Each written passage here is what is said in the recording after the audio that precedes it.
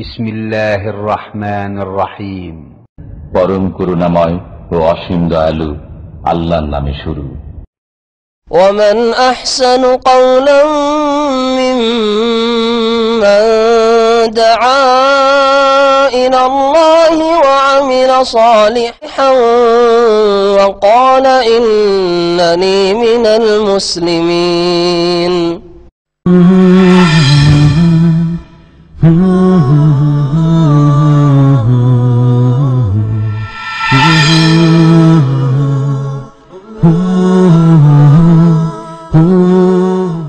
বিসমিল্লাহির রহমানির রহিম। আলহামদুলিল্লাহি রাব্বিল আলামিন ওয়াসসালাতু ওয়াসসালামু আলা সাইয়্যিদিল মুরসালিন নবিয়িনা মুহাম্মদ ওয়া আলা আলিহি ওয়া সাহবিহি আজমাইন। আম্মা বাদ, ফাকাদ ক্বালাল মুআল্লিফু রাহিমাহুল্লাহু তাআলা ওয়া আন আনাস ইবনে মালিক রাদিয়াল্লাহু আনহু আন্না নবিয়্য সাল্লাল্লাহু আলাইহি ওয়াসাল্লাম কানা ইয়াতুফু আলা নিসাইহি বিগুসলিন ওয়াহিদ আখরাজাহু ওয়াল লাফযু লিমুসলিম। মহান আল্লাহর সমস্ত প্রশংসা যে আল্লাহ পাক রব্বুল আলামিন দ্বীন ইসলাম একটি পূর্ণাঙ্গ জীবন বিধান স্বরূপ মানব জাতিকে তাদের সার্বিক কল্যাণের জন্য, ইহকাল পরকালের কল্যাণের জন্য আল্লাহ পাক দান করেছেন। সালাত এবং সালাম নাযিল নবী মুহাম্মদুর রাসূলুল্লাহ সাল্লাল্লাহু আলাইহি সাল্লামের উপর, যিনি জীবনের প্রত্যেকটি ক্ষেত্রে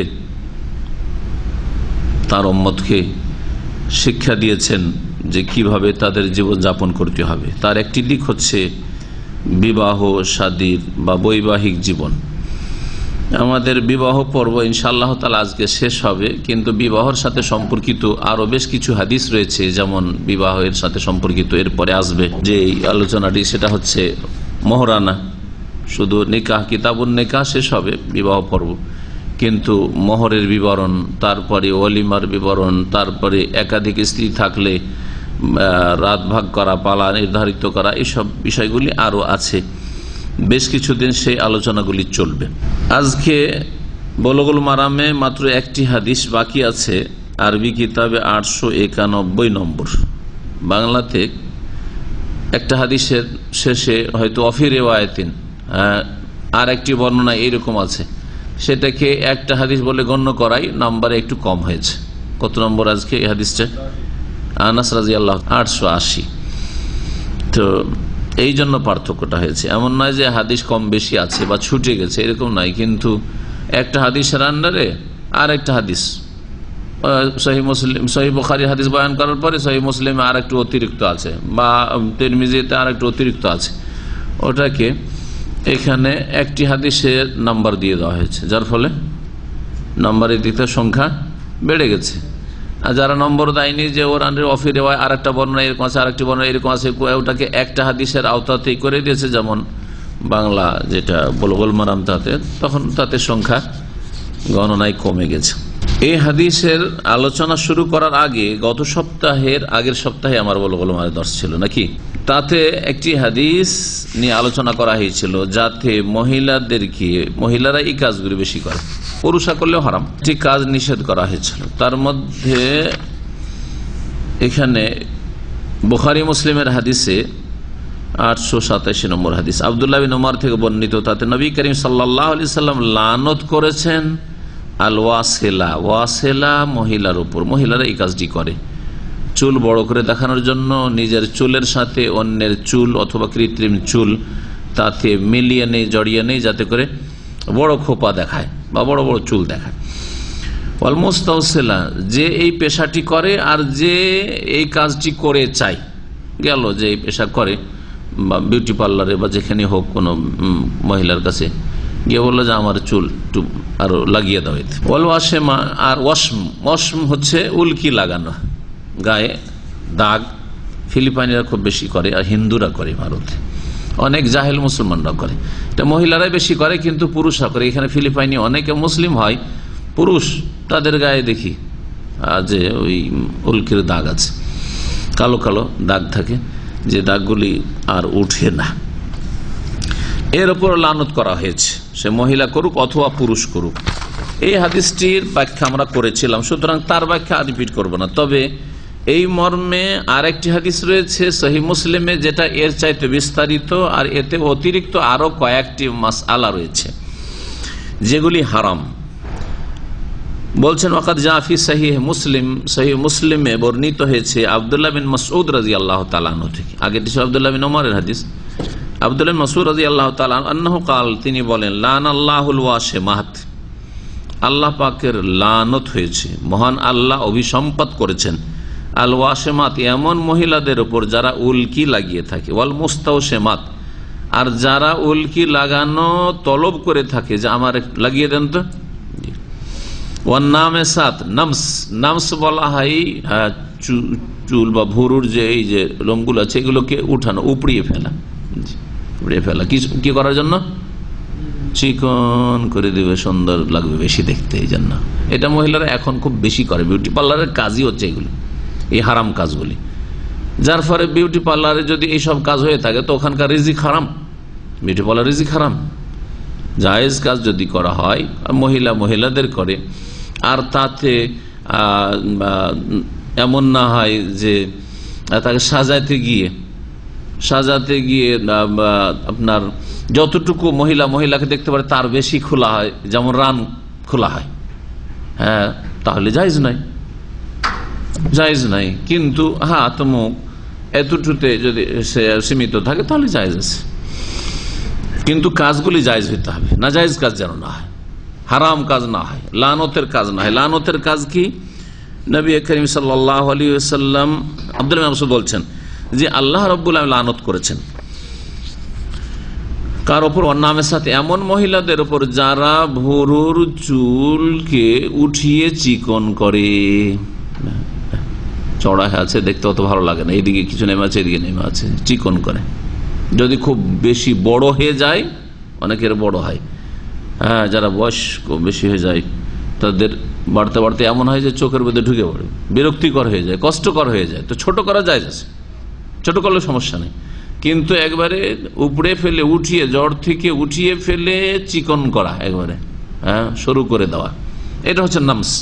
নামস মানে চুলকে উঠিয়ে ফেলা, ছিঁড়ে, এটা হারাম, এর উপর লানত হয়েছে আল্লাহ পাকের। ওয়ান মোতানাম্মেসাত, যারা এই পেশা করেন নামেসাত, আর যারা এটা করে চাই যে আমার এটা করে দেন, যে পেশা করে তার কাছে গেল যে আমার এই ভুরুটা চিকন করে দেন, ওদের উপরও লানত হয়েছে। সেটা পুরুষ করুক আর মহিলা করুক, সকল লানত, কিন্তু মহিলারাই এই হারাম কাজগুলি করে, সেই জন্য স্ত্রীলিঙ্গের শব্দ উল্লেখিত হয়েছে। ওয়াল মুতাফাল্লিজাতি লিল হুসনি, সৌন্দর্য বাড়ানোর জন্য যারা দাঁতগুলিকে চিকন করে, দাঁতের মাঝে মাঝে ফাঁক করে, দাঁতকে একবারে খিলখিল করে দেয়, চিকন করে, হ্যাঁ করে ধারালো জিনিস দিয়ে ঘুষে ঘুষে, এটা হারাম। দাঁত পরিষ্কার করা, দাঁত ক্লিন করা নয়, দাঁত ক্লিন করা জায়েজ, বরং ভালো কাজ, দাঁতে পাথরি হয়ে যাচ্ছে বা কিছু, কিন্তু দাঁতকে একবারে চিকন করে দেওয়া, হ্যাঁ ঘুষে ঘুষে, কিসের জন্য? যাতে করে দাঁতগুলি সুন্দর লাগে, সৌন্দর্য বাড়ানোর জন্য। এদের উপরও আল্লাহ লানত হয়েছে।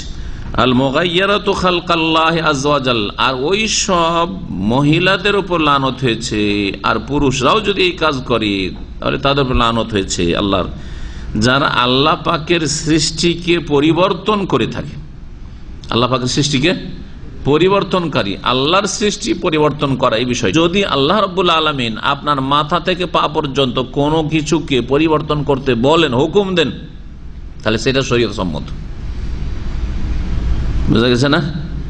আর যদি নিষেধ করে থাকেন, কোনো প্রমাণ নেই যে এর অনুমতি আছে, নিষেধ আছে, তাহলে তার পরিবর্তন ঘটানো হারাম। পরিবর্তন করা যদি নিষেধ থেকে থাকে ওই বিষয়গুলির ক্ষেত্রে, অঙ্গ প্রত্যঙ্গের, তাহলে তা পরিবর্তন করা কি হারাম, এর উপর লানত রয়েছে। আল মুগায়্যারাতু খালকাল, বেশিরভাগ মহিলারাই এই কাজ করে, সেই জন্য স্ত্রীলিঙ্গ, না হলে পুরুষরা করে। আজকাল দাড়ি মুন্ডন করা আল্লাহ পাকের সৃষ্টিতে পরিবর্তন করা কি না? এটা মহিলারা করে না পুরুষ করে? তাহলে এই সব পুরুষদের ওপর এই হাদিস ফিট হবে কি হবে না? যারা আল্লাহর সৌন্দর্য বাড়ানোর জন্য আল্লাহর সৃষ্টির মাঝে পরিবর্তন নিয়ে আসে, তাগয়ির খালকিল্লাহ। তো দাড়ি যে হারাম, দাড়ি মুন্ডন করা হারাম, আর দাড়ি রাখা ওয়াজিব এর অনেকগুলি দলিলের একটি দলিল। আমার দাড়ি রাখা ফরজ বা ওয়াজিব এই মর্মে একটা বক্তব্য আছে, জানেন আপনার, ইন্টারনেটে আছে।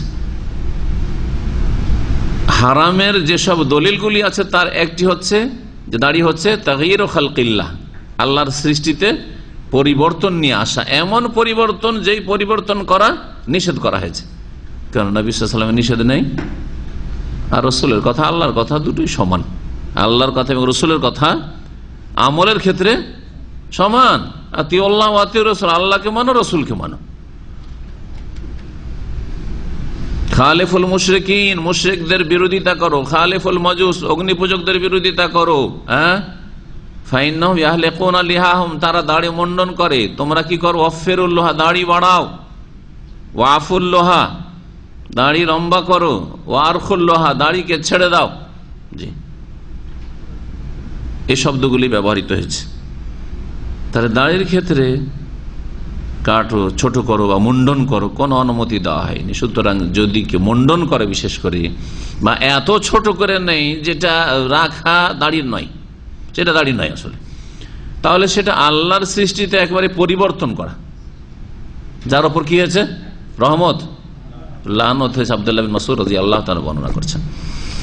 এইরকম অনেক কাজ হইতে পারে। আজকাল একটা কাজ হয়ে থাকে, ওই মশলাটা উল্লেখ করো বিশেষ করে, সেই জন্য এই বিষয়টা তুললাম। সেটা হচ্ছে অনেক যুবকদের শখ হয় যে আমি যুবতী হব, তখন পুরুষকে মহিলা বানায়। আর অনেক যুবতীর শখ হয় যে আমি মহিলা থাকবো না, মেয়ে কেন থাকবো, আমি কি হব, পুরুষ সাজবো আমি। জানেন এই বিষয়টা? না জানেন না? জানেন এটা জায়েজ কিনা? হ্যাঁ, দলিল এই হাদিস। আল মুগায়্যারাতু খালকাল্লাহ, আল্লাহর লানত হয়েছে এমন মহিলা পুরুষদের উপর যারা আল্লাহর সৃষ্টিতে চেঞ্জিং করে, পরিবর্তন নিয়ে আসে। আল্লাহ পুরুষকে সৃষ্টি করেছেন, মহিলা সাজতে চায়। হ্যাঁ, যেভাবে হোক না কেন, যেভাবে হোক না কেন,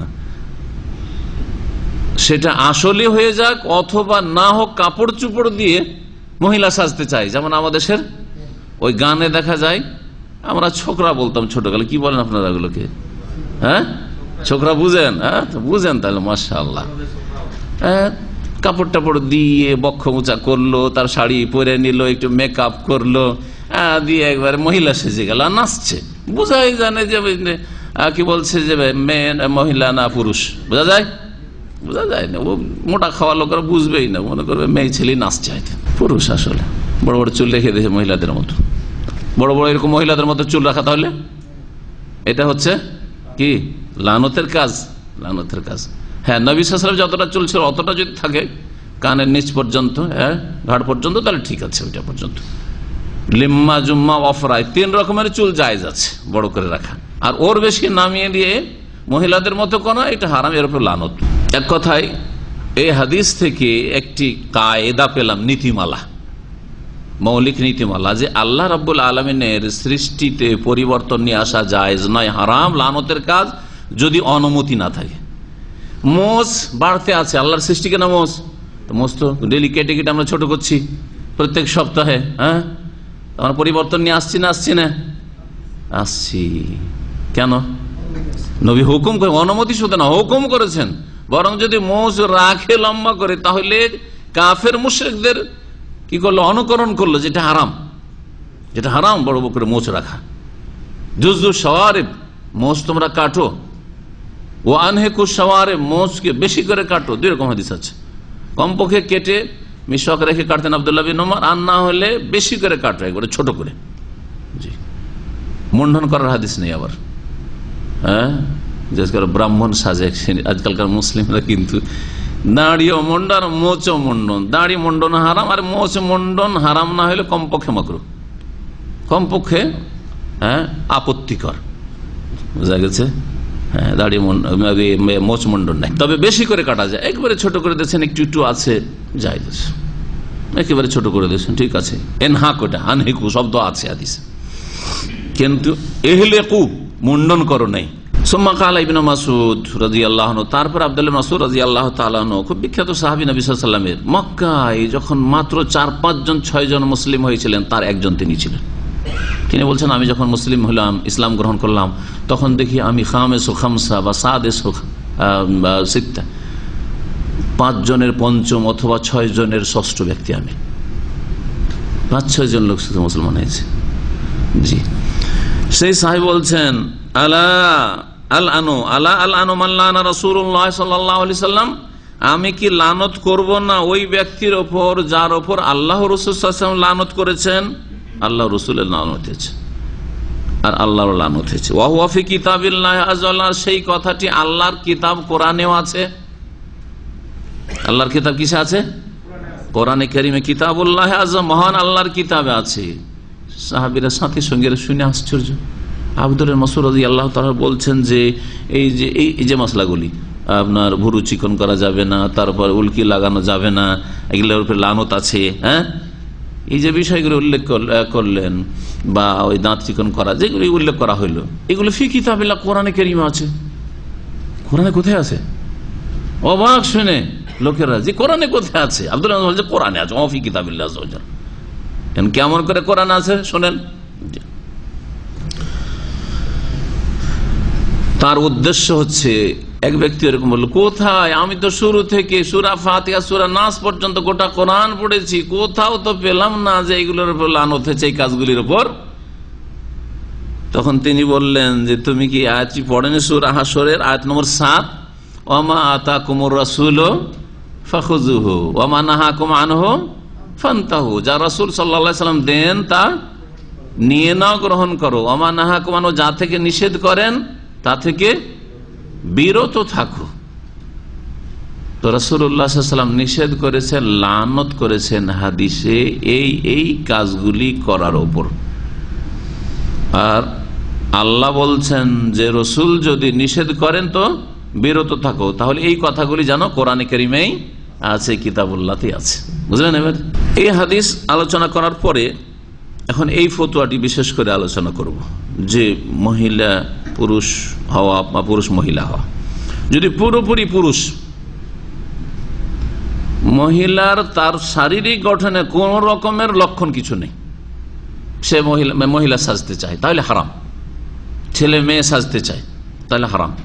এইরকমই পুরোপুরি শারীরিক গঠনের দিক থেকে মেয়ে ছেলে মহিলা, কিন্তু সে কি সাজতে চায়? পুরুষ সাজতে চায়, তাহলে হারাম, এই দুটো হারাম। কিন্তু যদি পুরুষ শারীরিক গঠনের দিক থেকে পুরুষ, একটু মেয়েলি ভাব আছে, থাকে না এরকম কিছু, হ্যাঁ, মেয়েদের মতো, তাহলে ওটা দূর করার জন্য চিকিৎসা করে পুরোপুরি, যাতে করে পুরুষের মতো লাগে, পুরুষের মতো একটু মহিলা লাগছে। চিকিৎসা করতে পারবে কি পারবে না, পরিবর্তন নিয়ে আসতে পারবে কিনা, আল্লাহর সৃষ্টিতে পরিবর্তন খানিক নিয়ে আসা, এই একটি মাসলা। অথবা এর বিপরীতটা আছে কি, আসলে কি মহিলা, কিন্তু ওর শারীরিক গঠনে কিছু পুরুষ ভাব আছে। কিরকম? হ্যাঁ, মহিলার দাড়িওয়ালা মহিলা হতে পারে কিনা, মোচ, হ্যাঁ মোচ, আরো কিছু এইরকম শারীরিক গঠন, স্ত্রীলিঙ্গ শক্তিশালী, পুরুষ লিঙ্গ দুর্বল সামান্য, এটাও একটু পুরুষ ভাব আছে, থাকতে পারে না আল্লাহ পাকের সৃষ্টিতে। তখন কি পরিবর্তন নিয়ে আসা যাবে? এই মাসলাটি এটা জটিল মাসলা। এই জন্য এই ফতোয়াটি সৌদি আরবের মক্কাতুল মুকাররমায় যে আল মাজমাউল ফিকহি আল ইসলামী ফিকহ একাডেমি, রাবেতাতুল আলাম ইসলামী মুসলিম ওয়ার্ল্ড লীগ যেটাকে বলা হয় ইংরেজিতে, রাবেতাতুল আলাম ইসলামীর হেড অফিস মক্কাতুল মুকাররমায়, সেখানকার এই ফতোয়া 1409 হিজরি মোতাবেক 1989 ফেব্রুয়ারি মাসে, 1989 তখনকার ফতোয়া। এখানে ভাষ্যকার নকল করেছেন মক্কাতুল মুকাররমা বড় কাজী শেখ আল বাসাম, আপনাদের সামনে উল্লেখ করছি। বলছেন যে সেখানকার যারা সদস্য উলামায়ে কেরাম এই ফিকহ একাডেমি, তারা সিদ্ধান্ত পেশ করলেন যে প্রথমত আয-যাকার আল্লাযী কামালাত আযা ও যুকুরাতিহি, এমন পুরুষ মানুষ যার পুরুষত্বের সবকিছুই শারীরিকভাবে পরিপূর্ণ রয়েছে, পুরুষ আর শারীরিকভাবে পুরুষত্ব বা পুরুষের যা হয়ে থাকে সৃষ্টিগতভাবে শারীরিকভাবে তা আছে তার। এইরকমই ওয়াল অনুসা মহিলা আল্লাতি কামলাত আযা অনুসাতিহা, এমন মহিলা যার মহিলা হওয়ার জন্য শারীরিক যা কিছু সৃষ্টিগত হয়ে থাকে তা পূর্ণরূপে আছে। লা ইয়াহিল্লু তাহবিলু আহাদিহিমা ইলা নাওইল আখার, তাদের এক শ্রেণীকে আর এক শ্রেণীতে রূপান্তরিত করা যাবে না। পুরুষকে মহিলা বানানো যাবে না, আর মহিলাকে পুরুষ বানানো যাবে না। এই হাদিসের ভিত্তিতে আল মুগায়্যিরাতু খালকাল্লাহ, আল্লাহর সৃষ্টিতে যারা পরিবর্তন নিয়ে আসে তাদের উপর মহান আল্লাহ লানত রয়েছে, রাসূলুল্লাহ সাল্লাল্লাহু আলাইহি ওয়াসাল্লামের লানত। সূরা নিসার আয়াত নম্বর 19 পেশ করি। হাদিস, এই হাদিস তো পেশ করলাম, কিন্তু এই হাদিসের সমর্থনে সূরা নিসার 119 নম্বর আয়াতে রয়েছে ওয়ালা আমুরান্নাহুম ফালা ইউগায়্যিরুন্না খালকাল্লাহ। ইবলিস শয়তান আল্লাহর কাছ থেকে ছাড় দিল যে আমি মানুষকে পথভ্রষ্ট করব, মানুষের শিরা উপশিরায় আমি রক্তের সাথে চলাফেরা করব, আল্লাহ ক্ষমতা দাও, এবং আমি তাদেরকে পরিচিত করে তোমার দিন থেকে বের করে নিয়ে চলে যাব, জাহান্নামের রাস্তায় নিয়ে যাব আমার সাথে, এই ক্ষমতা দাও। আল্লাহ বলছে ইন্নাকা মিনাল মুনজারিন, কোরআনে কারিমে আছে এই ঘটনা একাধিক জায়গায়, আছে না নাই? ওর একটি কথা, সে একটি ছাড়িয়ে নিয়েছিল, আল্লাহকে বলেছিল আল্লাহ আমি এই কাজটা করবো, আল্লাহ আমরান্না ফালা ইউগায়্যিরুন খালকাল্লাহ, আর আদম সন্তানকে যে আদমের কারণে আমি জাহান্নামী হইলাম, ইবলিস মারদুদ শয়তান হইলাম, মালাউন হইলাম, আমি তাদেরকে প্ররোচিত করব, নির্দেশ দেব। সরাসরি এসে ইবলিস শয়তান, জিন শয়তান নির্দেশ দেয় না, কি করে? প্ররোচনা দেয়, ওয়াসওয়াসা, কুমন্ত্রণ দেয়, মনের মধ্যে জাগায় যে তুই এরকম কর। তাদেরকে আমি প্ররোচিত করব বা কুমন্ত্রণা দেব। ফালা ইউগায়্যিরুন্না খালকাল্লাহ, সুতরাং তারা অবশ্যই আল্লাহর সৃষ্টিতে পরিবর্তন নিয়ে আসবে। আদম সন্তান আল্লাহর সৃষ্টিতে কি নিয়ে আসবে? পরিবর্তন নিয়ে আসবে, যার ফলে জাহান্নামের দিকে নিয়ে যেতে পারবো এইরকম পাপ করিয়ে। তাহলে আল্লাহর সৃষ্টিতে পরিবর্তন নিয়ে আসার পাপের মাধ্যমেও শয়তান কি করে থাকে? আদম সন্তানকে গোমরাহ করে থাকে, জান্নাতের রাস্তায় নিয়ে যায়। জি, এটি একটি তার কর্মসূচি, তার কর্মসূচিতে এটা আছে যা কোরআনে কেন আল্লাহ উল্লেখ করেছেন। তাহলে এই আয়াত কি প্রমাণ করে? যে আল্লাহ সৃষ্টিতে পরিবর্তন নিয়ে আসা জায়েজ নয়, হারাম। কার কাজ এটা? শয়তান করে থাকে, এর জন্য প্ররোচিত করে, কুমন্ত্রণা দেয় ইবলিস শয়তান। ফতোয়ায় বলা হচ্ছে যে পুরুষকে নারী বানানো, নারীকে পুরুষ বানানো জায়েজ নয়। হ্যাঁ, ওয়া মুহাওয়ালাতুত তাহওয়িলি জারিমাতুন ইস্তাহিকু ফাইলুহাল উকুবা, যদি কেউ, কোন ডাক্তার, চিকিৎসক পুরুষকে নারী বানাবার চেষ্টা করে, লিঙ্গ পরিবর্তনের চেষ্টা করে, তাহলে সেই ব্যক্তি এত বড় অপরাধ করলো যে শাস্তিযোগ্য, যার শাস্তি হওয়া উচিত মুসলিম সরকারের মাধ্যমে। লিআন্নাহু তাগয়ীরুন লিখালকিল্লাহ, কারণ এটি আল্লাহ সৃষ্টিতে পরিবর্তন ঘটানো। ওয়াকাদ হারামাল্লাহু সুবহানাহু হাযা তাগয়ীর, এই পরিবর্তন করা আল্লাহ হারাম করেছেন। বিকাউলিহি তাআলা, মহান আল্লাহর এই বাণীতে, মুখবিরান আন কাউলি শয়তান, শয়তানের কথা সম্পর্কে বলতে গিয়ে, ওয়ালা আমুরান্নাহুম ফালা ইউগায়্যিরুন্না খালকাল্লাহ, আমি আদম সন্তান মানুষকে, যাদের কারণে আমি অভিশপ্ত হয়েছি, তাদেরকে আমি কুমন্ত্রণা দেব, তারা আল্লাহ সৃষ্টিতে পরিবর্তন ঘটাবে। নবী সাল্লাল্লাহু আলাইহি ওয়াসাল্লাম হাদিস আব্দুল্লাহ বিন মাসউদ, যেটা আবুল মাসউদ হাদিস শুনাইলাম। দ্বিতীয় বিষয়টি এত শুনুন।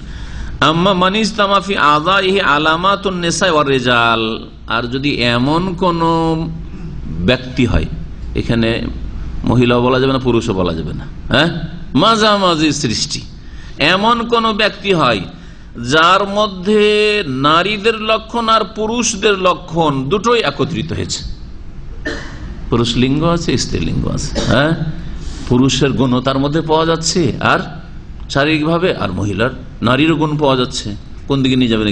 কোন দিকে নিয়ে যাবেন? না রেখেই দিবেন ওইরকমই, থাক তুই মাঝামাঝি, না এই দিকে না ওই দিকে, না এই ঘাটে না ওই ঘাটে, মাঝ নদীতে থাক নাকি? এদের ক্ষেত্রে বলছেন ফায়ুনজারু ফিহি আল গালিব মিন হালিহি, ইচ্ছা মতে পরিবর্তন করা যাবে না, দেখতে হবে যে তার ওপর সৃষ্টিগতভাবে কোনটা প্রাধান্য পেয়েছে।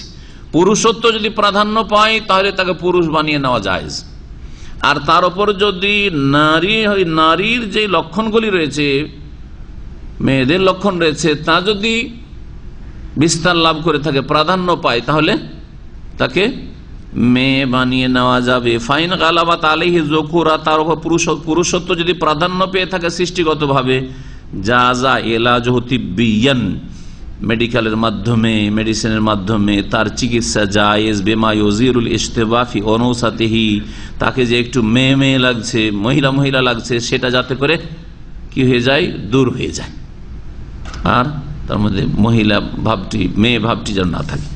সাওয়াউন, এই চিকিৎসা আকানাল ইলাজ বিল জারাহা, সেটা সার্জিক্যাল পদ্ধতিতে হোক, অপারেশনের মাধ্যমে হোক, আবিল হরমোনাত, অথবা হরমোনের মাধ্যমে, হরমোন, লিআন্না হাযাল মারাদ ওয়াল ইলাজ ইউকসাদু বিহি শাফা, এর মাধ্যমে আল্লাহর সৃষ্টিতে পরিবর্তন নিয়ে আসা উদ্দেশ্য নাই, এর মাধ্যমে উদ্দেশ্য হচ্ছে চিকিৎসা করা। এর মধ্যে পুরুষত্ব যতটা আছে অতটা নারীত্ব আছে। এইভাবে মাঝামাঝি রেখে দিলে তো কোনো ঘাটে থাকবে না, না বিয়ে করে কোনো মহিলাকে নিয়ে আসতে পারবে না, না হ্যাঁ সে কোনো পুরুষের কাছে যেতে পারবে, তো বোঝা গেছে। তো এর জন্য এটি হচ্ছে চিকিৎসা। ওয়ালাইসা তাগয়িরান লিখালকিল্লাহ আযজা ওয়া জাল্লা, এটি আল্লাহর সৃষ্টিতে পরিবর্তন ঘটানোর অন্তর্ভুক্ত নয়, যেটা হারাম, যার উপর লানত হয়েছে, আর যেটা শয়তানের কাজ। ওয়াসাল্লাল্লাহু আলা সাইয়্যিদিনা মুহাম্মদ ওয়া আলা আলিহি ওয়া সাহবিহি ওয়া সাল্লামা তাসলিমান কাসীরা ওয়া আলহামদুলিল্লাহি রাব্বিল আলামিন। এই ফতোয়া আল মাজমাউল ফিকহিল ইসলামী, ফিকহ একাডেমি, মক্কাতুল মুকাররমা, রাবিতাতুল আলাম ইসলামী, ইসলামী মুসলিম ওয়ার্ল্ড লীগের নকল করলাম আপনাদের সামনে।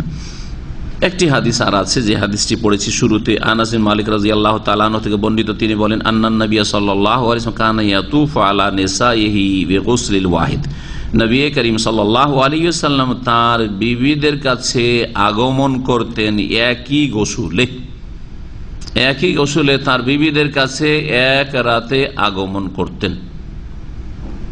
গোসল একটা, আর নবী সাল্লাল্লাহু আলাইহি ওয়াসাল্লামের এক যুগে সর্বাধিক স্ত্রীর সংখ্যা কতটি ছিল?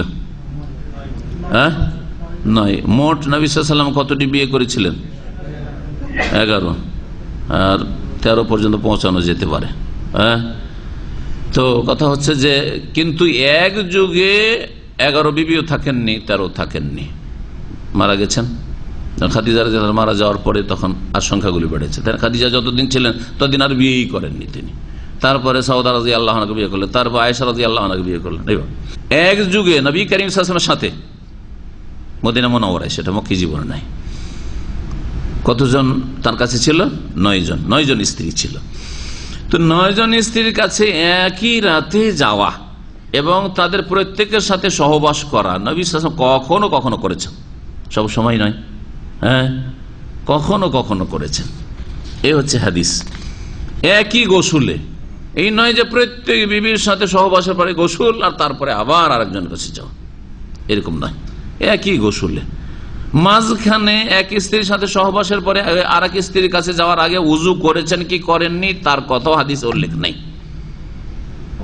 যেমন এক স্ত্রীর কাছে একাধিকবার গেলে, একাধিকবার তার সাথে সহবাস করলে মাঝখানে কি করতে হবে? মাসলা জানা আছে, গোসল করতে হবে। হ্যাঁ, উজু, আচ্ছা আচ্ছা, গোসল করতে হবে। কেউ যদি 5 বার যায়, নতুন যারা বিবাহ শাদী করছে, তাহলে তো 5 বার গোসল করলে তো অবস্থা খারাপ হয়ে যাবে। প্রত্যেকবার গোসল করতে হবে না, কি করতে হবে তাহলে? সহবাস একবার যে হয়েছে, তারপরে দ্বিতীয়বার যদি যেতে চান তাহলে কি করতে হবে? উজু করতে হবে। এই উজু করাটা ফরজ না মুস্তাহাব? মুস্তাহাব, ফরজ নাই, ওয়াজিব নাই। এতে আপনার শারীরিক উপকারিতা আছে, আপনার অ্যাক্টিভিটিস বেড়ে যাবে, আপনার যে যৌন চাহিদা আবার যেতে যেতে চাইছেন সেটা শক্তিশালী হবে, বেড়ে যাবে, আপনি একটু ফ্রি হয়ে যাবেন, ফ্রেশ হয়ে যাবেন। এই ফায়দাগুলি রয়েছে। আল্লাহ পাকের বিধানে হিকমত, রহস্য রয়েছে, কিন্তু এটি ফরজ নয়। যদি উজু না করেও যদি একাধিকবার সহবাস করে এক স্ত্রীর সাথে, তাও জায়েজ। তেমনি 9 স্ত্রী বা আপনার 2 স্ত্রী, একজন মুসলিম নবী সাল্লাল্লাহু আলাইহি ওয়াসাল্লাম ছাড়া 2, 3, 4 পর্যন্ত জায়েজ, তাই না? 1, 2, 3, 4।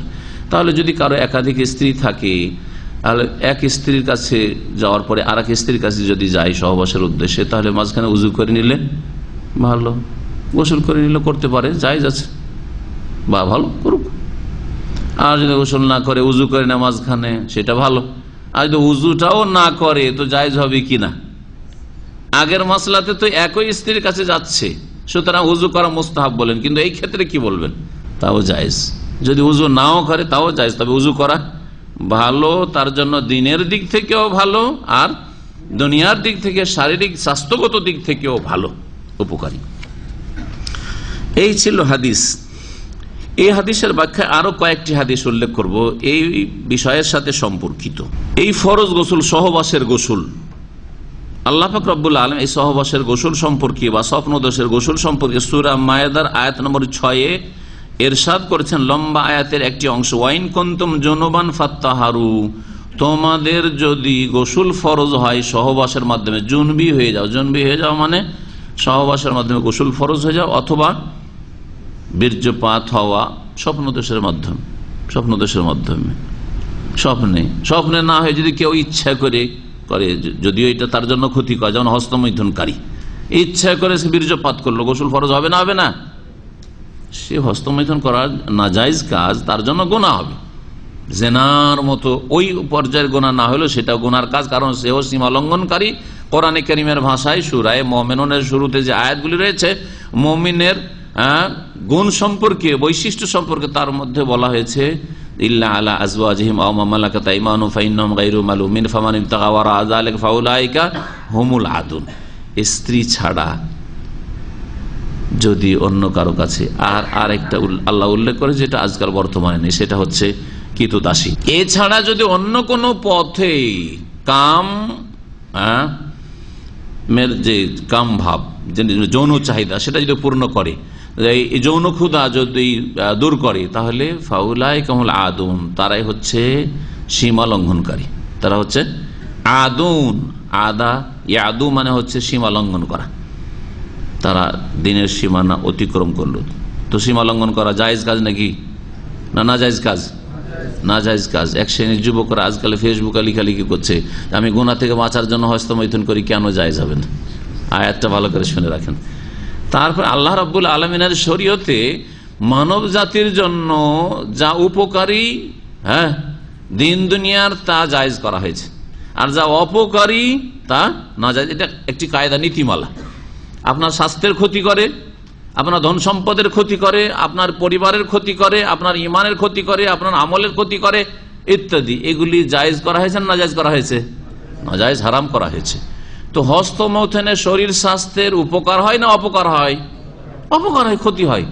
যারা নিয়মিত হস্তমৈথুন করে কিছুদিন ধরে, তাদের পুরুষত্ব শেষ হয়ে যায়, দুর্বল হইতে হইতে এমন একটা পর্যায়ে চলে আসে যে কোনো কাজের যোগ্য থাকে না। যদি বিয়ে করে তো সে তার স্ত্রীর উপর জুলম অত্যাচার করবে, সে কোনো কাজের থাকে না, অযোগ্য হয়ে যায়। তারপরে জায়েজ হয়ে যাবে, তারপরে এই হস্তমৈথুন করা জায়েজ হবে, বলছে যে আমি গুনাহ থেকে বাঁচার জন্য। আজকাল ফেসবুকে দেখা যায় এরকম কিছু ফতোয়াবাজি করছে অনেকে, বুঝতে পারছেন? এটি জায়েজ নয়, মোটেই জায়েজ নয় এটি, আর আপনার জন্য ক্ষতিকর।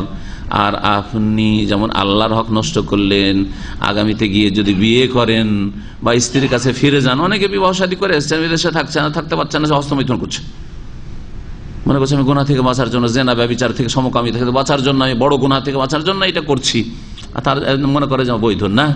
এতে আপনি যখন দেশে ফিরে যাবেন আপনার স্ত্রীর কাছে অথবা বিয়ে করবেন, তখন আপনি তার কাছে গিয়ে লজ্জিত হবেন, তার কাছে গিয়ে আপনি একবার নিজের পুরুষ আপনি স্বামী, শ্রদ্ধা, ভালোবাসা সবকিছুকে হারিয়ে ফেলবেন, এবং তারপরে জুলুম করবেন। আপনি তাকে বেঁধে রেখেছেন বিবাহ বন্ধনে, আর তার হক আদায় করতে পারছেন না আপনি।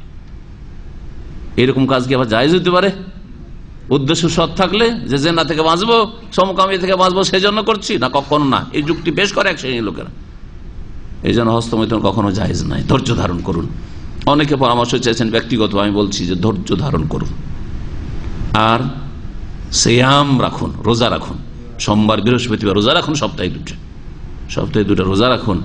রোজা রাখলে ওই দিকে মনই যাবে না। আর একটা দুনিয়াবি উপায়, নবী সাল্লাল্লাহু আলাইহি ওয়াসাল্লামের এক তদবির বললাম, যে ফালি বিসম, কেউ যদি বিয়ে না করতে পারে, স্ত্রীর কাছে না রাখতে পারে, আর যৌন চাহিদা সে পেরেশান থাকে, তাহলে রোজা রাখুক, ঠিক না? আর একটা, লজ্জা স্থানের দিকে কখনো বেশি তাকাতাকি করবেন না, শিখে রাখুন ভালো করে। আর লজ্জা স্থান বেশি স্পর্শ করবেন না, লজ্জা স্থান স্পর্শ করবেন না, এগুলি ক্ষতিকর। এগুলিতে ধীরে ধীরে হস্তমৈথুনের দিকে নিয়ে আসে। লজ্জা স্থানে বেশি বেশি সাবন মাখায়, এই পরিষ্কার নামে গায়ে সাবন, আর লজ্জা স্থানে বেশি সাবন দেওয়া, এইরকম কাজ করতে যাবেন না। হ্যাঁ, এগুলি ক্ষতি করে, এগুলি ধীরে ধীরে আপনার চারিত্রিক পদস্খলন ঘটাতে পারে। এগুলো দুনিয়াবি তদবির যা অনেক গবেষকরা ওলামারা লিখেছেন, আর আপনার জন্য উপকারী। দেখবেন পরীক্ষা করে অবশ্যই আপনি বাঁচতে পারবেন। আপনি ওদের ভুরুক্ষেপি করছেন না, এইদিকে নজর গেলে ওইদিকে মনটা যাবে, ওতে হাত পড়লে স্পর্শ করলে ওইদিকে মনটা যাবে, বা একটু শারীরিক অবস্থাটা অন্যরকম হবে, মানে যৌন চাহিদা বাড়বে। তারপরে বেশি বেশি সাবান হতে দিতে গেলে সেখানে গিয়ে কি থেকে কি হইতে পারে। হ্যাঁ, সুতরাং এগুলো থেকে বেঁচে থাকলে ওইদিকে ভুরুক্ষেপে না, আর বেশি বেশি জিকির আজকার করবেন যখনই ওই রকম মনটা হবে। কারণ এর আগে হয়তো বদ অভ্যাস ছিল, আপনি ছাড়তে চাইছেন, বদ অভ্যাস যদি হয়ে যায় ছাড়া আবার কঠিন হয়ে যায়। এটা ওই বিড়ি সিগারেট খোরদের নিশার মতো। আবার কথা বোঝা গেছে? বিড়ি সিগারেট আর মদ যারা খায় তারা অনেক সময় তওবা করেও সামলাইতে পারে না, আবার শুরু করে দেয়। একজন সিগারেট খাওয়া বন্ধ করেছে, বন্ধ করার পরে তাকে জানতাম, কাছাকাছি ছিল, তওবা করেছে, স্বীকার করেছে আর সিগারেট জীবনে খাবো না, একটা ভালো প্রতিষ্ঠানে চাকরি করতো, প্রতিষ্ঠানে। তারপরে একদিন কিছু জন মজুর সিগারেট খাচ্ছে, ওখানে গিয়ে বসে আছে, সেটা খেতে তো পারে না, শুনছে, একটু শুনছে। বোঝা গেছে? জি হ্যাঁ, ধোঁয়াটা পেয়েও যদি কিছু একটু আগাই, মনের চাহিদাটা পূরণ হয়। তো এই জন্য বলছি যে ওইদিকে ভ্রুক্ষেপই করতে হবে না, এবং ভালো কিছুতে মনোযোগী হইতে হবে। সেটা হচ্ছে জিকিরুল্লাহ, আল্লাহ পাকের জিকির, সুবহানাল্লাহ, আলহামদুলিল্লাহ, আল্লাহু আকবার, লা ইলাহা ইল্লাল্লাহ, আস্তাগফিরুল্লাহ, লা হাওলা ওয়ালা কুওয়াতা ইল্লা বিল্লাহ। আরো জিকির আজকার, কোরআনী দোয়া, হাদিসের দোয়া বেশি বেশি সবসময় পড়তে থাকেন। দোয়াও পড়ছেন আর হস্তমৈথুন হইতে পারে নাকি? মানুষের হস্তমৈথুন কখন হয়? যখন অবসর থাকে। নিজেকে যদি দিনের ভালো কাজে ব্যস্ত রাখেন অথবা দুনিয়ার ভালো কাজে ব্যস্ত রাখেন, তাহলে কখন ওই দিকে মন যাবে না। সময় নেই আপনার ওইসব করার, যে বাথরুমে গিয়ে ওই সব করতে যাবে, আর সময় নেই। দিনের ভালো কাজে সময় দেওয়া, আল্লাহ পাকের জিকির আজকার, অথবা কোরআন এবং হাদিস স্টাডি করা। কোরআনের প্রতিদিন আপনি বানিয়ে নিয়েছেন যে এক পারা কোরআন পড়বো, বা আমি 5-10টা পেজ তরজমা তফসির সহ কোরআন আমি চর্চা করবো, পড়বো। হাদিস আমি প্রতিদিন 5-7টা হাদিসের ব্যাখ্যা বিশ্লেষণ পড়বো, অমুক হাদিস থেকে নিজে স্টাডি করব। প্রতিদিন আমি 1 ঘন্টা করে কোন শাইখের বক্তব্য শুনবো। এতে কয়েক ঘন্টা নিয়ে নিল, আল্লাহ পাকের জিকির আজকার করলেন। আর যখনই শয়তান ওইদিকে খেয়াল নিয়ে যাচ্ছে, হস্তমৈথুনের দিকে, বা যৌন চাহিদা বাড়ছে, খুব অশান্তি লাগছে, সুবহানাল্লাহ, আলহামদুলিল্লাহ, আস্তাগফিরুল্লাহ, আস্তাগফিরুল্লাহ ওয়া আতুবু ইলাইহি, আস্তাগফিরুল্লাহুল্লাযী লা ইলাহা ইল্লা হুয়াল হাইয়ুল কাইয়্যুম ওয়া আতুবু ইলাইহি। তারপরেই হইতে পারে গুনাহ, কখনো হবে না যদি আল্লাহকে ভয় করেন। তাহলে এই তদবিরগুলি বলে দিলাম, কারণ প্রবাসে যারা আছেন তারা খুব ভুক্তভোগী, আর যারা যুবক বিয়ে করতে পারছেন না বিভিন্ন কারণে, তারাও খুব এই সমস্যায় ভুক্তভোগী। যার ফলে আল্লাহ পাক রব্বুল আলামিনের কাছে দোয়া করি, আল্লাহ পাক যেন আপনাদের আমাদের সকলের হেফাজত করেন এই রকমের পাপ থেকে, আর দিন দুনিয়ার ক্ষতিকর আচরণ থেকে, কাজ থেকে। আলোচনা চলছিল গোসল সম্পর্কে, ফরজ গোসল। ফরজ গোসলে আল্লাহ পাক রব্বুল আলামিনের বড় হিকমত রয়েছে, এবং বান্দার ওপর আল্লাহ পাকের রহমত, যে আন শরিয়াল গোসল মিনাল জানাবাতি, গোসল ফরজ হলে, শরীর থেকে বীর্যপাত হলে গোসল যে আল্লাহ পাক ফরজ করেছেন, যাতে কি করে আল্লাযী ইউঈদু ইলাল জিসমে কুওয়াতাহু, এই গোসল করে শরীরের মধ্যে এনার্জি চলে আসে, আগে যে এনার্জিটা ছিল সেটা আবার ফিরে আসে। ওয়া হাইয়াতাহু নিশাতাহু, অ্যাক্টিভিটিস ফিরে আসে, সক্রিয় হয়ে যায় শরীর, অঙ্গ প্রত্যঙ্গ, শিরা অপশিরা, আর শরীরে যে রক্ত রয়েছে আবার আপন কাজে অ্যাক্টিভ হয়ে যায়। লেখক ভাষ্যকার বলছেন, ওয়াকাম লিল্লাহি ফি শারঈহি মিন হিকামিন ওয়া আসরা, আল্লাহ পাকের শরীয়তের বিধানে কত যে রহস্য রয়েছে আর কত যে হিকমত রয়েছে, আমাদেরকে অল্প জ্ঞান দেওয়া হয়েছে। নবী করিম সাল্লাল্লাহু আলাইহি ওয়াসাল্লাম এই বিষয়ের দিকে ইঙ্গিত করেছেন। সহিহ মুসলিমের আরেকটি হাদিসে এই বিষয়ের সাথে সম্পর্কিত আবু সাঈদ খুদরী রাদিয়াল্লাহু তাআলা আনহু থেকে বর্ণিত, তিনি বলেন, কালা রাসূলুল্লাহ সাল্লাল্লাহু আলাইহি ওয়াসাল্লাম, রাসূলুল্লাহ সাল্লাল্লাহু আলাইহি ওয়াসাল্লাম বলেছেন, ইযা আতা আহাদুকুম আহলাহু, যখন তোমাদের কেউ নিজের পরিবারের কাছে আগমন করবে। আগমন করবে মানে কি? এমনি বাড়িতে যাবে, সহবাস, এখানে উদ্দেশ্য সহবাস। সুবহানাল্লাহ, নবী সাল্লাল্লাহু আলাইহি ওয়াসাল্লাম তো বলতে পারেন যে সহবাস করবে, এই শব্দটা বলছেন না। তো যথাসাধ্য কথার ক্ষেত্রে ভদ্রতা বজায় রাখা আর ওই ধরনের শালীনতার সাথে কথা বলা, এটা নবী করিম সাল্লাল্লাহু আলাইহি ওয়াসাল্লাম আদর্শ। কোন কোরআনে কারিমে শিখিয়েছেন। কোরআনে কারিমে সহবাসকে আল্লাহ আউলা মাসতুমুন নিসা, তোমরা যদি নারীদেরকে কি করো, স্পর্শ করো, স্পর্শ মানে শুধু ছোঁয়া না, ওখানে লামাসা, দুই পক্ষ থেকে ছোঁয়া। বাবে মুফআলাত আরবি গ্রামারে রয়েছে, লামাসা মানে পরস্পরকে টাচ করা। তার মানে ওই নয় যে আপনি ওর গায়ে হাত দিয়েছেন, ঘাড়ে হাত দিয়েছেন, সে আপনার ঘাড়ে হাত দিয়েছে, এটাও নয়। সহবাস, তাই না? জামাতুম, জি। আব্দুল বিন আব্বাস রাদিয়াল্লাহু তাআলা বলছেন, যেখানে কোরআনে কারিমে লামাসা ব্যবহার হয়েছে ফাইন্নাহু কিনায়াতুন আনিল জিমা, তাতে সহবাসকে বোঝানো হয়েছে, কিন্তু আল্লাহ পাক অত্যন্ত লজ্জাশীল, সুতরাং ফাইন্নাহু ইয়াকনি, তিনি ইশারা ইঙ্গিতে কথা বলেছেন। আল্লাহ যেহেতু লজ্জাশীল, সেই জন্য ইশারা ইঙ্গিতে কথা বলেছেন। তো আপনি যদি লজ্জাশীল ব্যক্তি হন, আপনি যদি সম্ভ্রান্ত ব্যক্তি হন, তো যথাসাধ্য একেবারে নিচু শ্রেণীর লোকের ভাষা আছে, নোংরা কিছু ভাষা আছে, আর ওটা ভদ্র ভাষা আছে, সব ক্ষেত্রে আছে। তো ভদ্র ভাষায় আপনি কথা বলবেন। নবী কারীম সাল্লাল্লাহু আলাইহি ওয়াসাল্লাম বলছেন যে তোমাদের কেউ যখন নিজ পরিবারের কাছে আগমন করছো, মারাদা ইয়াউদ, অতঃপর আবার যদি ফিরে যেতে চায়, দ্বিতীয়বার সহবাসে যেতে চায়, ফালিয়াতাওয়াদ্দা বাইনাহুমা উযুওয়ান, এই দুই সহবাসের মাঝে যেন একটা উযু করে নেই। এটা হচ্ছে মুসলিমের হাদিস, সহিহ মুসলিমের। মুস্তাদরাক হাকিমে রয়েছে, জাদাল হাকিম ফাইন্নাহু আনশাতু লিল আউদে, মাঝখানে উযু করে নিলে পুনরায় যে সহবাসে যাচ্ছেন এই ক্ষেত্রে অধিক সক্রিয়তা নিয়ে আসবে। আনশাতু লিল আউদে, দ্বিতীয়বার স্ত্রীর কাছে ফিরে যাওয়ার ক্ষেত্রে অধিক সক্রিয়তা নিয়ে আসবে। এই হাদিস থেকে বোঝা যায় যে নবী করিম সাল্লাল্লাহু আলাইহি ওয়াসাল্লাম এক রাতে 9 স্ত্রীর কাছে গেছেন। তখন প্রশ্ন উঠে যে তাহলে নবী সাল্লাল্লাহু আলাইহি ওয়াসাল্লাম কেমন ভাবে ভাগটাগ করতেন না, পালা নির্ধারণ করতেন না। শরীয়তের আসল মাসআলা হচ্ছে যে যদি একাধিক স্ত্রী থাকে তাহলে পালা নির্ধারণ করতে হবে, রাতের পালা নির্ধারণ করতে হবে। দিনের বেলা সকালে একবার, বিকেলে একবার যদি মনে করেন যে সবগুলি বিবির বাড়িতে গিয়ে একটু রাউন্ড দিয়ে আসবো, জায়েজ আছে।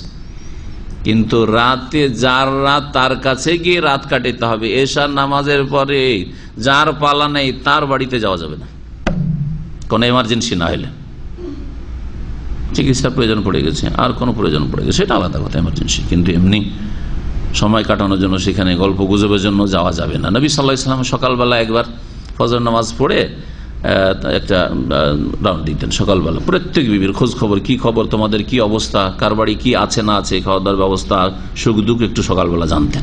এরকম করতেন, প্রত্যেক বিবির ঘরে ঘরে যেতেন আর জিজ্ঞেস করতেন কেমন আছো তোমরা, জিজ্ঞেস করে চলে যেতেন।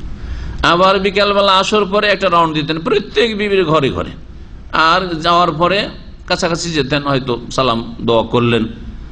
সহবাস না, মোটেই না সকালে না বিকেলে, যার পালা আছে তার সাথে শুধু সহবাস, দেখা সাক্ষাৎ, কেমন আছো, ভালো আছো, আর তারপরে তখন ফিরে চলে আসতেন এশার সালাতের পরেই ওই স্ত্রীর ঘরে যার পালা নির্ধারিত থাকতো সেই দিনে। পালা নির্ধারণ করা প্রত্যেক মুমিন যার একাধিক স্ত্রী থাকবে তার জন্য ফরজ। এক রাত যদি এক বড় স্ত্রীর কাছে থাকে, ছোট স্ত্রীর কাছে এক রাত, কম বেশি নয়। দুই দিন করে যদি পালা নির্ধারণ করে যে দুই দিন করে, একদিন না, আমি কন্টিনিউ পরপর 2 দিন থাকবো এক স্ত্রীর কাছে, আর এক স্ত্রীর কাছে 2 দিন, আমি 1 সপ্তাহ করে থাকবো। তাতে যদি মেনে নেয় ওরা যে ঠিক আছে 1 সপ্তাহ তো 1 সপ্তাহ, তুমি ওর বাড়িতে 1 সপ্তাহ, তো আমার বাড়িতে 1 সপ্তাহ। অনেক সময় এক শহরে এক স্ত্রী আছে, আর এক শহরে আর এক স্ত্রী আছে, তখন প্রতিদিন এখান থেকে ওখানে দৌড়াদৌড়ি তো সম্ভব না। তাহলে এরকম করতে পারে যে ঠিক আছে এক স্ত্রীর কাছে 1 মাস থাকবো, আর এক স্ত্রীর কাছে 1 মাস থাকবো, জায়েজ আছে না নেই? এক দেশে এক স্ত্রী, আর এক দেশে আর এক স্ত্রী, তাহলে বছরের ক্ষেত্রে হইতে পারে। হ্যাঁ, যদিও যেই ব্যক্তি বছরে কয়েকবার যেতে পারে তার জন্য এত লং টাইম ধরে স্ত্রী থেকে দূরে থাকবে না, 4 মাসের বেশি করা উচিত নয়। কিন্তু এরকম পরিস্থিতি হলে জায়েজ আছে যে আমার কাছে এত টাকা নেই যে বছরে 4 বার করে 3 বার করে আমি এর কাছে যাবো, ওর কাছে যাবো, যাতায়াত করবো, সুতরাং 6 মাসের কাছে 6 মাসের কাছে। এরকম অনেকে আরব দেশের মিশরে বিয়ে করে, আর বিয়ে করে মিশরে থেকে গেছে, ওই স্ত্রী হয়তো আসতেও চায় না বা সেও নিয়ে আসতে চায় না, ওখানে রেখে দিয়েছে, যাই মাঝে মাঝে বছরে কয়েকবার করে যাচ্ছে। এই ক্ষেত্রে ইনসাফ, সুবিচার করা ফরজ। নবী করিম সাল্লাল্লাহু আলাইহি ওয়াসাল্লামের ওপর ভাগ বন্টন করা, পালা নির্ধারণ ফরজ ছিল কিনা এই বিষয়ে দ্বিমত রয়েছে। একদল বলছেন না, তার ওপর ফরজ ছিল, আর আরেক দল বলছেন ওলামারা যে না, নবী সাল্লাল্লাহু আলাইহি ওয়াসাল্লামের উপর ফরজ ছিল না, যার দলিল সূরা আহজাবের আয়াত নম্বর 51। তার উপর কি ছিল না? পালা নির্ধারণ করা ফরজ ছিল না। তবে তিনি ফরজ না হইলেও, মুস্তাহাব হইলেও তা করতেন। ফরজ না হইলেও সেটা ভালো পালা নির্ধারণ করা। সেজন্য নবী সাল্লাল্লাহু আলাইহি ওয়াসাল্লাম পালা নির্ধারণ করতেন একদিনের কাছে, এই 9 দিন হইলো, তারপর আবার ওই 1 নম্বর থেকে শুরু হইলো। এইভাবে পালা নির্ধারণ নবী করিম সাল্লাল্লাহু আলাইহি সাল্লামের ছিল। এমন নয় যে এটা যুবতী, এটা কুমারী আয়েশা কুমারী রাদিয়াল্লাহু আনহা, সেজন্য ওর কাছে 2 দিন 3 দিন থেকে যাই, আর ওদের কাছে একদিন না, এরকম করেন। একমাত্র শেষকালে সওদা রাদিয়াল্লাহু তাআলা আনহা যখন বুড়িয়ে গেছিলেন, সওদা রাদিয়াল্লাহু বয়স বেশি ছিল, ওই রকমের আর চাহিদা স্বামীর দিকে অত ছিল না। নবী সাল্লাল্লাহু আলাইহি ওয়াসাল্লামের অত চাহিদা, বয়স বেশি হইলে 2 দিক থেকে হয়, ছেলে মেয়ে হওয়ার পরে তো ধীরে ধীরে একটু কমতে লাগে, তাই না?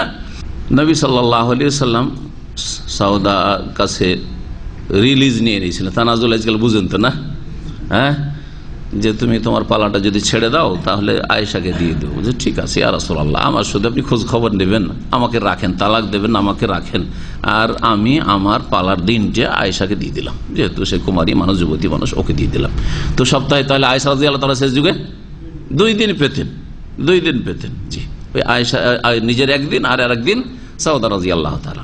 বলছেন ভাষ্যকার যে স্ত্রীদের মাঝে 2 বা তার বেশি ততোধিক স্ত্রীর মাঝে ভাগ বন্টন করা, পালা নির্ধারণ করা ওয়াজিব ফরজ, ওয়াল মাইলু ইলা ইহদাহুন্না মুহাররাম, আর পালা নির্ধারণ করতে গিয়ে এক স্ত্রীর দিকে শুধু ঝুঁকে থাকা এটা হচ্ছে হারাম।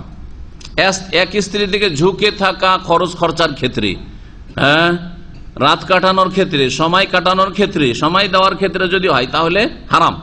কিন্তু অন্তরের মহব্বতের ক্ষেত্রে, ভালোবাসার ক্ষেত্রে যদি কম বেশি হয়ে যায়, যে স্ত্রীর সাথে একটু বেশি ভালোবাসা আর এই স্ত্রীর সাথে এর মতো নেই, ভালোবাসা আছে, স্ত্রী হিসাবে যতটা ভালোবাসা লাগে আছে, কিন্তু দুজনের সাথে সমান ভালোবাসা নেই, তাহলে কি এর ওপর আল্লাহ ধরবেন? প্রশ্ন আপনাদেরকে, ধরবেন না। কেন ধরবেন না?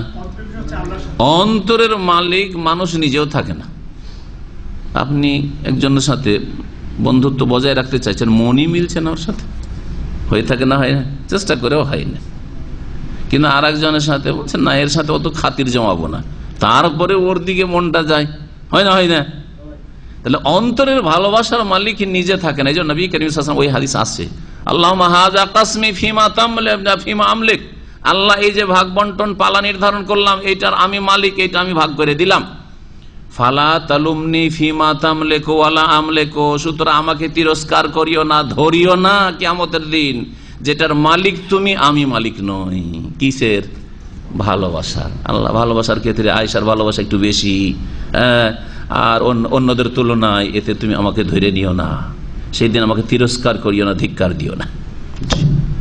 ওয়াকাদ জাফি সুনানিল আরবা, 4টি সুনানের কিতাবে একটি হাদিস এসেছে আবু হুরায়রা রাদিয়াল্লাহু তাআলা আনহু থেকে বর্ণিত, আন্নান নবী সাল্লাল্লাহু আলাইহি ওয়াসাল্লাম বলেছেন, মান কানাত লাহু ইমরাআতানি, কারো যদি 2টো স্ত্রী থাকে, ইয়ামিলু লি ইহদাহুমা আলাল উখরা, একজনের দিকে আরেকজনের তুলনায় ঝুঁকে থাকে।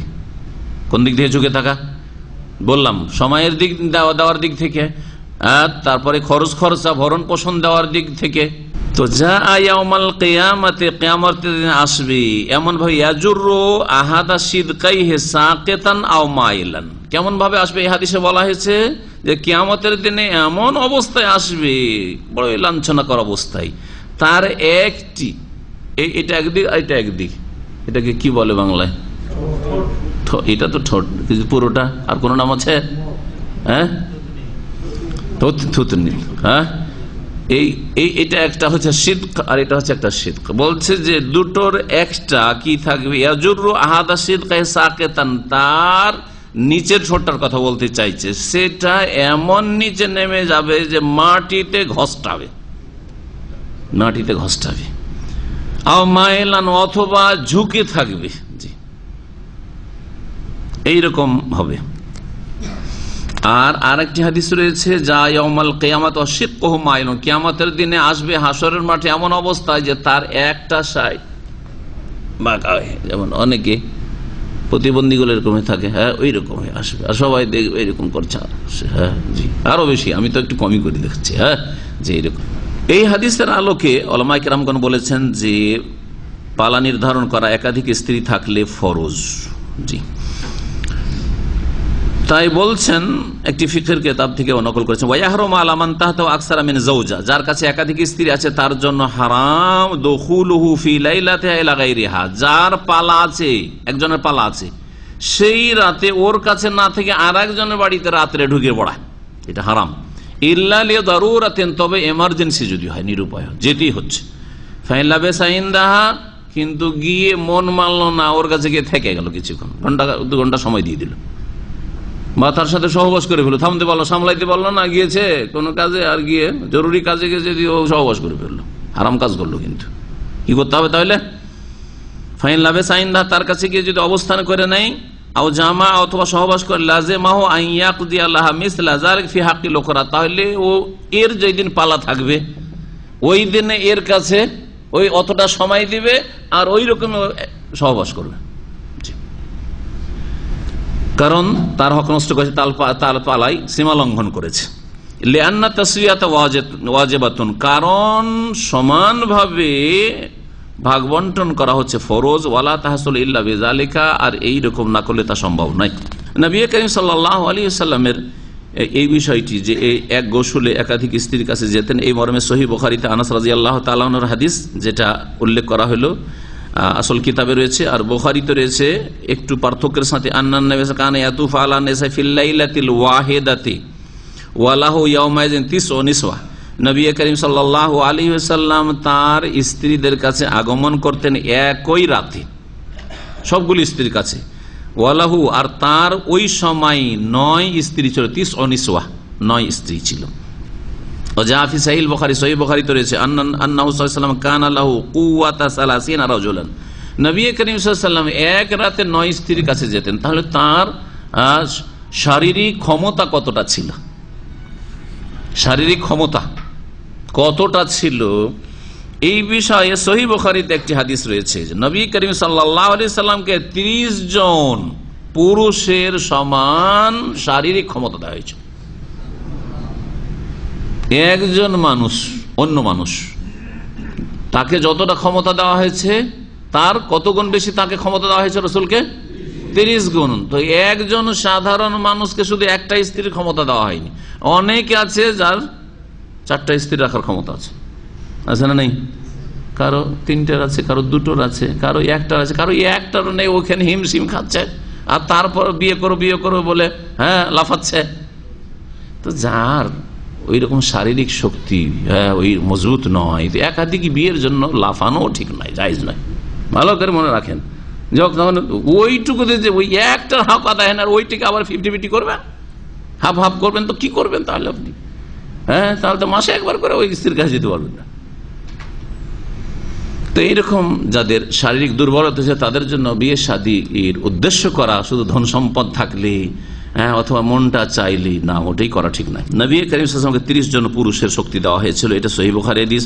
ওয়াফি রিওয়ায়াত লি আসমা রাদিয়াল্লাহু তাআলা আনহা, আবু বকর সিদ্দিকের মেয়ে, তিনি একটি বর্ণনা বলেছেন আলা কুওয়াতে 40, নবী সাল্লাল্লাহু আলাইহি ওয়াসাল্লামকে 40 জন পুরুষের শক্তি দেওয়া হয়েছিল, নবী সাল্লাল্লাহু আলাইহি ওয়াসাল্লামকে 40 জন পুরুষের শক্তি দেওয়া হয়েছিল। তাহলে বলুন, নবী সাল্লাল্লাহু আলাইহি ওয়াসাল্লাম বিয়ে করেছেন কজন স্ত্রী একসাথে কয়জন? 9 জন মাত্র রেখেছেন, আর তাকে শক্তি দেওয়া হয়েছিল 40 জন। তাহলে তিনি কতটা শক্তি ক্ষয় করেছেন, কতটা মনের চাহিদা, শরীরের চাহিদা পূরণ করেছেন? শিখি 4 আনা কিনা?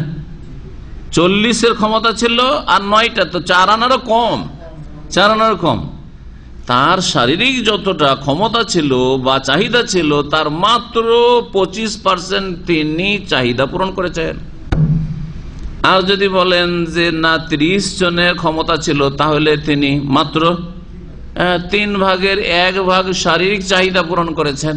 তারপরেও নবীকে যদি কেউ বলে যে তিনি এইরকম ছিলেন, সেই রকম ছিলেন, ইসলামের দুশ্মন, বাইরের দুশ্মনরা অথবা ঘরের কিছু মুনাফিক দুশ্মন আজকাল, দিনের শত্রু, রাসূলুল্লাহ শত্রু, এই বয়সে এই বিয়ে করেছেন, সেই বিয়ে করেছেন, আর এত কেন বিয়ে করেছেন, এগুলি কথা বলা কুফরি কথা, ইসলাম বিরোধী কথা। নবী করিম সাল্লাল্লাহু আলাইহি ওয়াসাল্লাম মানহানি করা কুফরি। সুতরাং কোন মুসলিম যদি এইরকম কোনো সমালোচনা করে বা বিরূপ ধারণা রাখে রাসূলুল্লাহ সাল্লাল্লাহু আলাইহি ওয়াসাল্লাম সম্পর্কে, তাহলে তার ঈমান ভঙ্গ হয়ে যাবে। নবী সাল্লাল্লাহু আলাইহি ওয়াসাল্লাম মানহানি করা কুফর।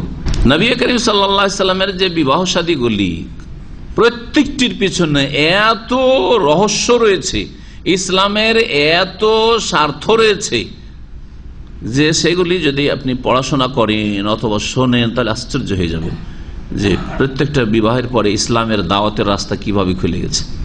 নবী সাল্লাল্লাহু আলাইহি সাল্লাম তো একজন গরিব মানুষ ছিলেন, তাই না? পয়সা ছিল? কোনো পয়সা ছিল না। তাহলে নবুয়তের সময় দ্বীন ইসলামের খেদমতে অর্থের প্রয়োজন আছে না নেই? এই অর্থ কোত্থেকে আসলো, কোথা থেকে? খাদিজা রাদিয়াল্লাহু তাআলা আনহা খুব ধনাঢ্য মহিলা ছিলেন, তার ধন সম্পদে অনেকে ব্যবসা বাণিজ্য করার জন্য শাম দেশে আর ইয়ামান দেশে যেত।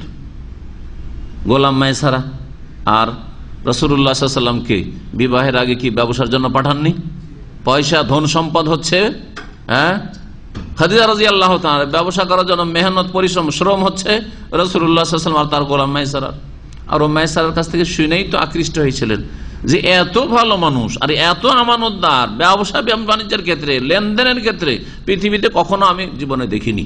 এই গোলাম মায়সারা তার মালিক খাদিজা রাদিয়াল্লাহু তাআলা আনহাকে বলল। শোনার পরে তখন তিনি প্রস্তাব পাঠালেন যে যদি মুহাম্মদ সাল্লাল্লাহু আলাইহি ওয়াসাল্লাম আমাকে বিয়ে করতে চায় তাহলে আমি প্রস্তুত আছি, আর আমার ধন সম্পদ দিয়ে তিনি ব্যবসা করবেন, যা করার করবেন। 25 বছর বয়সে বিয়ে হইল, তারপরে তো 40 বছরে নবুয়ত পেয়ে গেলেন। নবুয়তের পরে ব্যবসা তো আর দূরের কথা, দিনের কাজে এমন লেগে গেলেন, আর যা কিছু ধন সম্পদ খাদিজা রাদিয়াল্লাহু তাআলা আনহার কাছে ছিল সব দিন ইসলামের খেদমতে লাগিয়ে দিলেন। কত বড় খেদমত হইল! এরকম প্রত্যেকটি স্ত্রীর ক্ষেত্রে রয়েছে। যাই হোক, আর কথা ওই দিকে লম্বা করছি না। নবী করিম সাল্লাল্লাহু আলাইহি ওয়াসাল্লাম এক রাতে 9 স্ত্রীর কাছে যে যেতেন, তাহলে কি তার উপর পালা ফরজ ছিল না? এই বিষয়টি বলছিলাম। একদল বলছেন যে পালা ফরজ ছিল না, যারা বলছেন পালা ফরজ ছিল তারা আবার ব্যাখ্যা করছেন এইরকম যে পালা যখন এক রাউন্ড শেষ হয়ে গেল, যার কাছ থেকে শুরু হয়েছে, শুরু করে একবারে শেষ পর্যন্ত একবার যখন শেষ হয়ে গেল, তখন এক রাত কি করতেন, এখন আর পালা শুরু করছি না, আজকের রাতে সবার কাছে আসবো দেখা সাক্ষাতে, তারপর এইরকম করতেন। আবার যখন ওইটা হয়ে গেল তখন আবার নতুন করে পালা শুরু হলো। তো এইরকম করলে জায়েজ আছে, এরকম করলে জায়েজ আছে। জি। আর অধিকাংশ ওলামারা বলছেন, সৌদি আরবের ওলামারাও বলছেন তাই, তার মধ্যে আগের ওলামাদের মধ্যে ইবনে তাইমিয়া রাহমাতুল্লাহ আলাইহি, আর তারপরে আপনার ইমাম সুয়ুতি, তার সৌদি আরবের শেখ বিন উসাইমিনের ওস্তাদ শেখ আব্দুর রহমান সাদি, এইরকম সমস্ত ওলামারা বলছেন যে নবী সাল্লাল্লাহু আলাইহি ওয়াসাল্লামের ওপর ভাগ বন্টন করা আসলে পালা নির্ধারণ করা ফরজই ছিল না, মুস্তাহাব ছিল। তিনি ইচ্ছা করলে করতেন, তারপরও তিনি করতেন। বিয়ে করিম সাল্লাল্লাহু আলাইহি ওয়াসাল্লাম এক রাতে যে আসতেন, ফাকাদ আজাবাল উলামা আন যালিকা বিইদ্দাতি আজওয়া, বিভিন্ন এর জবাব বা ব্যাখ্যা করেছেন। তার মধ্যে সবচাইতে উত্তম ব্যাখ্যা হচ্ছে, আর যেটা অধিক সঠিক হচ্ছে, আন্নাহু আল কাসামু বাইনা যাওজাতিহি লাইসা ওয়াজিবান আলী, নবী সাল্লাল্লাহু আলাইহি ওয়াসাল্লামের উপর পালা নির্ধারণ করা বিবিদের মাঝে ফরজ ওয়াজিব ছিল না। সূরা আহজাবে আল্লাহ পাক ইরশাদ করেছেন, তুরজি মান তাশা মিনহুন্না, হে নবী তোমার স্ত্রী যে রয়েছে তাদের মাঝে যাকে চাইবে তুমি কি করবে, একটু দূরে রাখবে, মানে ওর কাছে যাবে না, পালা নির্ধারণ করবে না।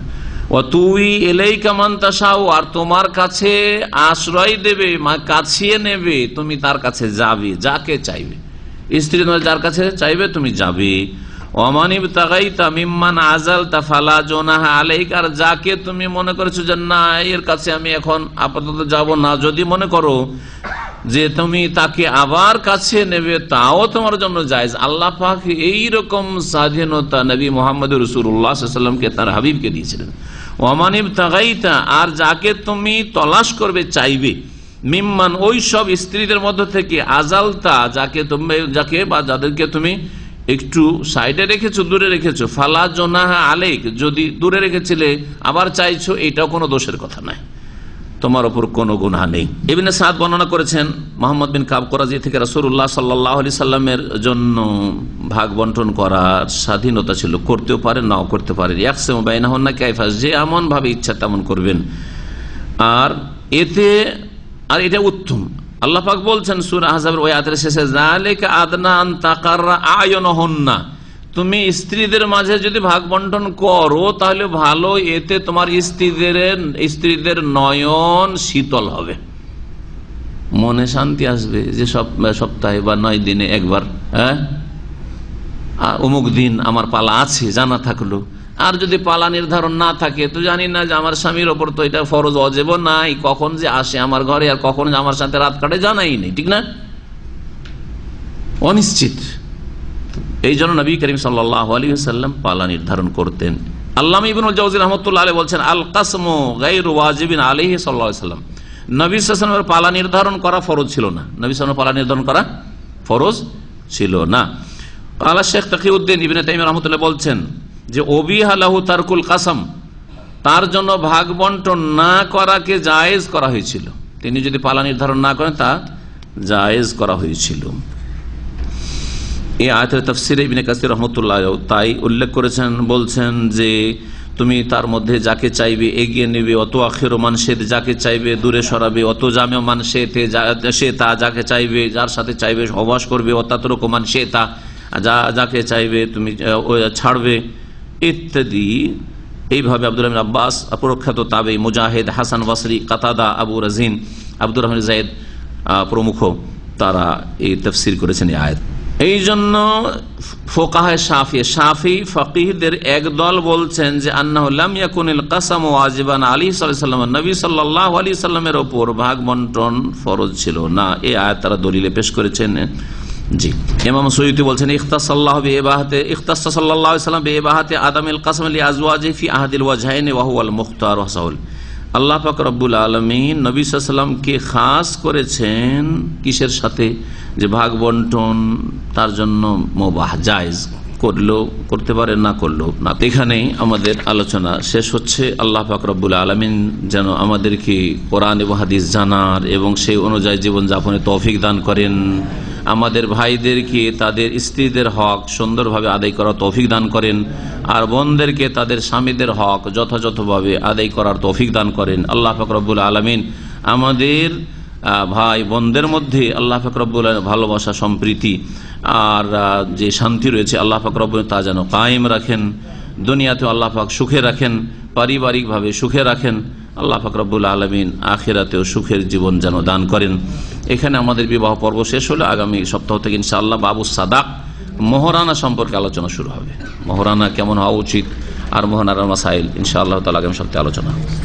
মহিলাদের কাছ থেকে প্রশ্ন এসেছে, ইসলামে রাজনীতি করা কি জায়েজ? রাজনীতি মানে দেশ চালানোর নীতি, বোঝা গেছে, রাষ্ট্রের নীতি।